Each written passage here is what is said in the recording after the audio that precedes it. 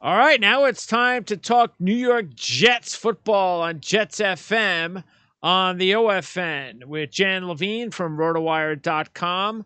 Last time we spoke, Jan, the Jets were coming off their best win of the season against the Cincinnati Bengals, and things looked pretty good early on against the Colts. Mike White throws another touchdown pass, and just like a New York Jet quarterback with any sort of success, he gets hurt. And he's out for the rest of the game. Contrary to what some of the players said in the locker room, as far as Josh Johnson did not miss a beat, no, he did. That's where the Jets lost the game, because it took Josh about 3 series to kind of get going. And at the same time, the Jets defense couldn't stop the Colts. And that was all it took. And then the Colts took an insurmountable lead by the time Josh Johnson and the offense got going. But it was just disappointing to not see Mike White get a chance to play. But at least we know he'll be back once again starting on Sunday. I mean, Josh Johnson had a relatively good game. Yeah. Moved them, right? Although Absolutely. I will say all bettors, the only people watching at the end of the game were fantasy football aficionados and bettors who had the Jets plus the 10.5 and are watching Josh Johnson go down the field and going, please get me that late cover, that backdoor cover. If that ball doesn't get deflected, he's going to score a touchdown. Ball doesn't get deflected, they probably scored the touchdown and they covered the 10.5. Yeah. But they couldn't even do that right. Right. So you find out, when after he got hurt originally, what it was, that it really was more of a nerve issue, that he couldn't get feeling. You see him trying to throw the ball. Basically didn't have feelings really in 2 of his fingers. And by the time he got it back, was already late in the fourth quarter and the game was already kind of out of doubt. For me, the couple takeaways is, boy, the Jets defense got strafed.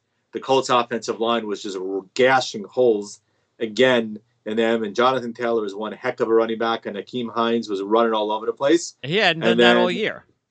Right. And then offensively, the one takeaway you have is Elijah Moore looked what we were hoping to get. Good to when see. They drafted Elijah Moore, right? Moved him around a little bit, used him in the slot, used him all over the place, used him out of the backfield. LaFleur was good with his play calling again. I mean, I don't think you can blame the issues on the offense, the play calling. It was just Josh Johnson had not really played in so long that until he kind of got up to speed with the game, by that point in time, it was kind of all she wrote because the Jets defense couldn't stop anybody. Yeah, it's... I hear the comments about how from Saleh and LaFleur about how they were starting to get aggressive just when Zach Wilson got hurt, even in the New England game.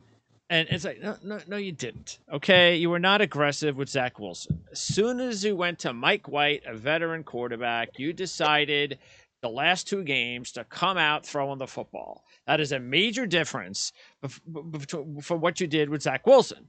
Now, by the time Zach plays in the next couple of weeks or whenever he does come back, that's what we want to see. How dare you, if Zach Wilson comes back, hand the ball off the first 2 times? You do that, and everybody's going to kill you. So, I'm perfectly fine, as we talked about this last week, with the whole setup. I'm perfectly fine with Zach sitting again. As far as I'm concerned, if Mike White plays well again this week, and maybe Zach's not ready again for the Dolphin game, and White plays well, I think he should still play. I have no problem seeing Zach Wilson sit the bench for as long as it takes, because he's got a long way to go to be a professional starting quarterback, and I think he can learn on the bench from a quality player that is doing what you're supposed to be doing regarding the system. Now, this is all. This is of course as long as Mike White plays well, and that's the thing that we have no idea if that's going to keep up. I think it will, and I hope he does. But absolutely, on the positive side, it was great to see Elijah Moore come off and play well. I think the offensive line in general this season has made a lot of strides. So I think there's a lot of positives there as well. And I think after the Cincinnati game, and even offensively after this game, it's just, look, it's going to be one of those seasons. There's going to be, we even said it last week, there's going to be a lot more bad performances too. I just think it's a comfort though when you can see, at least offensively now, you can see that there's a foundation set, because the back-to-back yardage and point totals that this team just put up there, we haven't seen it in years, and we're only going to get better. So I think it's a great thing to see, and I think the fans should be extremely happy, and there should be a lot to get excited about. Now it's just a matter of just being patient and watching and believing that Joe Douglas and Robert Saleh are going to build us a really fun football team. And I'm excited about the future. Yeah, I mean, there's a couple things. So with the whole Mike White, Zach Wilson, right? Wilson was on the field throwing last week. You had a sense he might be ready. He returned to practice this week. The interesting part is it's going to be kind of hard to use the injury as an excuse if he's able to quarterback the scout team, right? Because if he can quarterback the scout team, it's kind of hard to just as a stretch to say he's not ready to quarterback, right? And I wish they would have come up with a better excuse as to why Mike White is quarterbacking, right? And I think we all kind of know what that excuse is, right? We saw a good game, a good first drive. The jury is still out on him, but he gets the opportunity against the Bills team coming in off a really brutal loss to Jacksonville, in which that's nice. I mean, literally, if you had Buffalo in a survivor pool, you're literally pulling your hair out. That's just right ridiculous. Because that was just a ridiculous loss. How come they couldn't play like that this week? Because now we're going to get their best effort. So, Ty Croft is now out for probably the rest of the season. Again, he's on injured reserve. Can't count on that guy, that's for sure. Right. Marcus May tore his Achilles, which is again, if you read all the commentary, you and I talked about a lot, right? The agent did him no favors, right? The torn Achilles ends his season, right? You have questions as to whether or not when he's going to be back next year. He turned down a fairly significant amount of guaranteed money. Look, Saleh could be talking and blowing smoke out of his you-know-what, but he seemed generally down and upset for the player. Sure. With the injury, knowing the financial impact that could result. Not so much the impact to the team, although there is one, but the impact to the person as a player is something that you saw from his remarks and his reaction. We've been on this since day one, and Marcus just didn't listen to us. And we told him from the get-go to get rid of this guy. And I'm sorry, I forget who it was that wrote the article on Monday for the Post, slamming the agent about the whole situation and when it went down, which is what we were doing at the time. And that is something that is unfortunate. But Marcus screwed up. He allowed this guy to screw him up for over a few $1 million. I mean, it's just, and I think that is what Robert Saleh is more than anything feeling bad about, because he knows it's like it's not his place to interfere, so he can't interfere. But there's no question Robert Saleh knows that Marcus May screwed up. That should have been a deal he should have taken. Everybody would have been happy, especially as we said a couple of weeks ago that the agent knew about the DUI and still played hardball.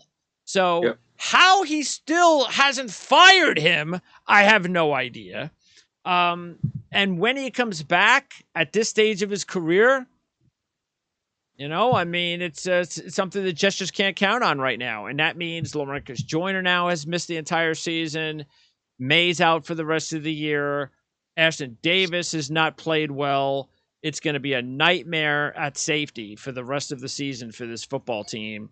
But moving forward, Joyner comes back next year, but now you can't count on Marcus May. And so the safety spot is definitely going to be a big issue for the Jets moving forward.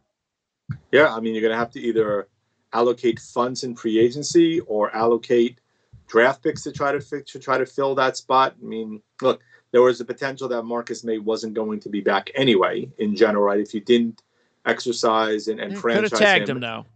Right, could have tagged him, right? There was no guarantee they were going to, but the likelihood is, given what we had seen, they probably were. But now that's most certainly not an option. He's probably going to miss, if he has the surgery now, you're looking at a minimal, probably a 9-month recovery period at a minimum. Oh yeah, right. So which then takes you out probably to July, which is when camps are open, and there's no guarantee the guy's going to be ready then, right? So and now he's not going to get a big contract. So who knows what kind of contract he's getting? He's probably going to get a 1-year deal. Right. right? So as you said, the I can't remember if it was Serby or Costello or Vaccaro or one of them took the agent to task Yeah, for basically the way they handled this, right? just It's conversation. terrible. Look, you and I've talked a lot, right? And I'm a firm believer. You know, the NFL is called the NFL not for long for a reason, right? And as we know, contracts mean absolutely nothing save for the guaranteed money. So I don't begrudge a player trying to maximize his potential and maximize his earning potential. But on the flip side, you have to balance that to a certain extent against what's reality and Yep. what the marketplace will bear. And if you're looking at a $3 million variant over 4 years, which is a lot of money in general, but if you're talking about 30, 15, 20 million guaranteed, Yeah, right off the and the bat. ability to have that money in your pocket, Yep. it's kind of hard to turn it down. Now, granted, you play on a franchise tag, you're going to get your money, but in a situation like this, that franchise tag is no longer going to be an option next year for Yeah. you. Well, and overall, with Lawson out and with Curry out and with Joyner out and with Marcus May out and with Jared Davis out and a few of the other linebackers and a few of the other, it's just there's a lot of injuries that the Jets defense has sustained this year, which is why on one hand it's going to be unfair to judge. And I'm happy that there's a lot of young guys getting reps. But on the other hand, I don't really know what to make about what happened against the Colts. All I can think of is it was a bad coaching day. They had a plan and it completely backfired because the Jets we all know this defense, they want to get up the field. Okay. They want to have pressure in the backfield. It's all about forward momentum. And for whatever the case is with the Colts, they did just such a great job of completely walling off everything that the Jets did on the defensive line. And I can't look at it as a talent issue because the Jets are just too talented on the defensive line. To me, it was a completely bad coaching performance. I don't know what they were thinking. And the Jets also, you have to say that the linebacking unit, and that includes C.J. Mosley, nobody did their jobs. The front seven was just completely obliterated. And I just have to look at that as a bad coaching day. Maybe to an extent, but man on man, if you're getting beat, it's not only the coaches. Well, they weren't getting beat man on man. That's the thing. The Colts offensive line beat the living. Yeah, I mean, but they were just opening gas. But they were teaming up, and they were able to like double team certain guys and move the pile that way. That's why I was saying it was a complete mismatch, X's and O's. The Jets just did not do a good job of figuring out how to counter what the Colts were doing. So, and it's still frustrating. That's why I don't want to slam Quinnen Williams. We've done a lot of that over the year. We expect more from Quinnen Williams and a lot of these guys. I'm not going to slam them this week. I just think it was a bad coaching day. So yeah, look, we can spin. I mean, I'm not sure if I put more of the blame on the coaching or more of the blame on the execution or a combination of both. But all I know is every time I looked up, Jonathan Taylor and Hines had like holes that were terrible, gaping to be able to run through. But overall, it's not going to get better, okay? Because they just don't have the talent on defense. It's going to be, I think that's the way the rest of the season is going to be now. The offense has shown that they can move the football, and that's a good sign. And the offensive line has improved, and the development of Moore and Carter and so forth. And I think that you look for all the wins you can get when you're rebuilding. The defense, long way to go. And a lot of it has to do with kids getting experience, but there's also a lot more depth that this defense sorely requires. And it looked like we had our first edge rusher in a long time. He gets hurt. Yep. But this is why you have to go out there again and get more edge rushers. So when you have a 4-man front, you can't just go, okay, we have Carl Lawson and that's it. No, you have to go out and you have to get a couple of more edge rushers, either through a trade or through the draft. And of course, the draft is pretty much where the Jets are going to go. And right now we have 2 picks in the first 10? Yeah, but I think Russell Wilson's back this week, so we'll see if that pick stays in that range. All right, but that's still good. But yeah, we'll probably end up with 2 in the first 15. Yep, probably. we should end up with 2 in the 15th. Correct. Yeah. I mean, it's pretty crazy that going into next season, you have 2 key components of your defense, your pass rush and your safety, both of them trying to recover from Achilles tears. One obviously a little bit earlier than the other one, but 2 major components of what you expected to be 2/11ths of Yep. your defense in 2 very critical spots. That's recovering from injuries. And granted, it happens across the league as a whole. sure. But injuries, as you said, has been a major factor once again. And we thought that we might have better depth, though we knew that it was a lot of rookies, knew there'd be a lot of growing pains. Right. The only benefit you can say is because of the injuries, those rookies are having to grow up a little bit quicker and getting the exposure that they likely would not have gotten, presuming that everybody had stayed healthy. Yeah, well, again, it's I think the difference though is that it's like for us, it's like if the Steelers had lost TJ Watt. That's the difference. I mean, we're losing our best, 2 of our best players. Yep. Any team loses 2 of their best defensive players, they're going to struggle. Not as much as we have because again, we're a very young team. We're still trying to add depth, but you throw, so it's just a bad mix, and that's why I'm willing to offer a mulligan for the defense and say, you know what, offensively, that's especially getting Zach in there at some point. It would be nice, even if Mike White plays well for 3-4 weeks in a row. Once you get maybe to the end of the season, you definitely should. At some point, we're going to see Zach Wilson again. I don't think there's any question about that. So. And when he plays, and he has to perform. And the curious part's going to be is what does Wilson gain from being on the sidelines, both injured and also as a backup? What does he get from watching the game, right? You almost wonder. I mean, LaFleur took off in terms of play calling when he moved up into the press box. You almost wonder it would be beneficial to have Wilson in the press box and watching from up there so we can kind of see how things develop.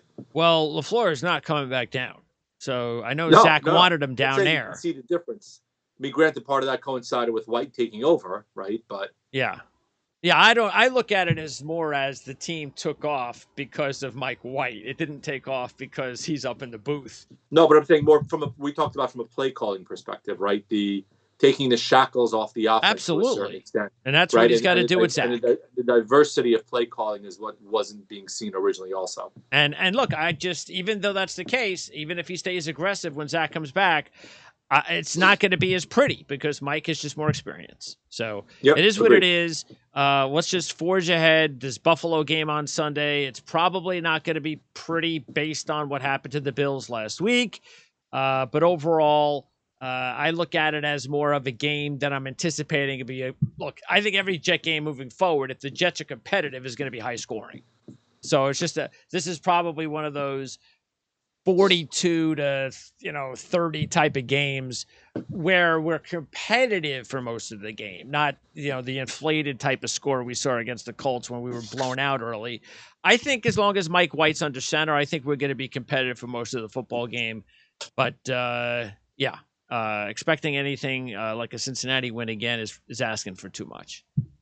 I would agree. And you're facing a angry Buffalo team that clearly will not be looking past the Jets. No. Keep in mind, though, in this series lately, the favorite of the series, I think over the last 6 or 7 games, has had has won, I think they've won 3 out of 7 and only covered 2 out of 7. So the dog has either Jets or Bills have kept the game relatively close. So hopefully we'll get that again on Sunday. Jan, appreciate it. We'll talk again next week. The trade deadline is gone, so we won't be talking about trades anymore. It's just about the season and the development of these young players and this quarterback, Mike White, as well. So let's hope we sign Mike White to a new contract sometime soon. That would be nice. That's good. That's going to be the new thing you're hanging your hat on now. Yes. For the next couple weeks. Yeah, he has another good game on Sunday. That's what we'll be talking about next week. You'll be screaming, "Sign Mike White! Sign Mike White!" I know. All right, Jan. We'll talk to you again next week. Sounds good.